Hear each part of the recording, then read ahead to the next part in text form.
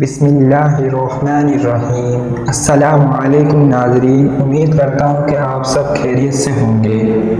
تو آج کی اس ویڈیو میں آپ کے لیے لایا ہوں قوم سبا کا ایک واقعہ۔ اہل سرسار کی ایک قوم جسے قوم سبا بھی کہا جاتا ہے، اللہ تعالیٰ کی بے شمار نعمتوں کے اندر زندگی گزار رہی تھی۔ یہ قوم ایک عظیم تہذیب و تمدن کے مالک تھی۔ حضرت داؤد علیہ السلام اور حضرت سلیمان علیہ السلام کی باعظمت حکومتوں کے بعد ان کی حکومت زبان زد خاص و عام تھی۔ کہا جاتا کہ یہ لوگ گندم کے مغز سے آٹا پیس کر روٹیاں پکاتے تھے، لیکن اس کے برعکس وہ اس قدر اسراف کرنے والے اور ناشکرے تھے کہ انہی روٹیوں کے ساتھ بچوں کا پخانہ صاف کرتے تھے۔ بعد ازاں ان آلودہ روٹیوں کو اکٹھا کرنے سے ایک پہاڑ بن گیا تھا۔ پھر ایک صالح شخص نے وہاں سے گزرتے ہوئے ایک عورت کو دیکھا جو روٹی کے ساتھ بچے کے پخانے کے مقام کو صاف کر رہی تھی۔ اس شخص نے عورت سے کہا، تیرے اوپر افسوس، خدا سے ڈر، کہیں ایسا نہ ہو کہ خدا تیرے اوپر اپنا غضب ڈھائے اور تجھ سے اپنی نعمت چھین لے۔ اس عورت نے جواب دیا، مذاق اڑایا اور مغرورانہ انداز میں کہا، جاؤ جاؤ، گویا کہ مجھے بھوک سے ڈرا رہے ہو۔ جب تک سرسار جاری ہے مجھے بھوک سے کسی قسم کا کوئی خوف نہیں۔ کوئی زیادہ عرصہ نہیں گزرا تھا کہ اللہ تعالیٰ نے ان لوگوں پر اپنا غضب ڈھایا۔ پانی جو کہ زندگی کی بنیاد ہے ان لوگوں سے چھین لیا، یہاں تک کہ قحط نازل ہوا۔ بات یہاں تک پہنچ گئی کہ ان کی ذخیرہ کی ہوئی تمام غذا ختم ہو گئی۔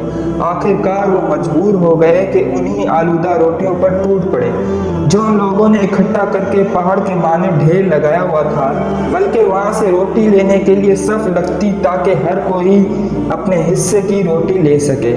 کفران نعمت، قحط اور ان کی بدحالی کے بارے میں متعدد روایات موجود ہیں۔ سورہ نحل کی آیت نمبر 112 اور 113 میں یوں ارشاد ہوتا ہے، اور اللہ تعالیٰ نے اس بستی کی بھی مثال بیان کی ہے جو محفوظ اور مطمئن تھی، اس کا رزق ہر طرف سے باقاعدہ آ رہا تھا، لیکن اس بستی کے رہنے والوں نے اللہ تعالیٰ کی نعمتوں کا انکار کیا تو خدا نے انہیں بھوک اور پیاس کا ایسا مزہ چکھایا صرف ان کے اعمال کی بنا پر جو کہ وہ انجام دے رہے تھے۔ اور یقیناً ان کے پاس رسول آیا تو ان لوگوں نے ان کو جھٹلایا اور پھر ان تک عذاب آ پہنچا کہ یہ سب ظلم کرنے والے تھے۔ اسی قوم سبا کے بارے میں ایک اور واقعہ بیان ہوتا ہے کہ ان لوگوں نے اپنی زراعت کو بہتر طور پر کاشت کرنے کے لیے پانی ذخیرہ کرنے کی پل کی۔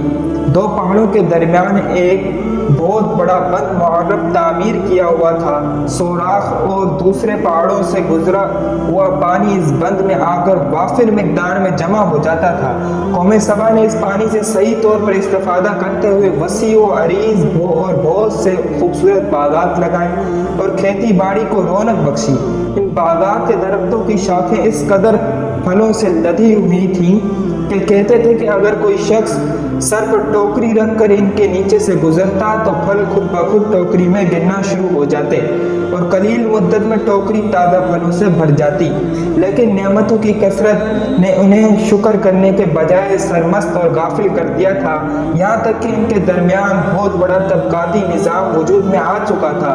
ان میں سے صاحب اقتدار لوگوں نے کمزوروں اور ضعیفوں کا خون چوسنا شروع کر رکھا تھا، یہاں تک کہ ان لوگوں نے خدا سے ایک حاکمانہ التماس کیا جس کا ذکر سورہ سبا کی آیت نمبر 19 میں ملتا ہے۔ انہوں نے کہا، خدایا ہمارے سفروں کے درمیان فاصلہ زیادہ کر۔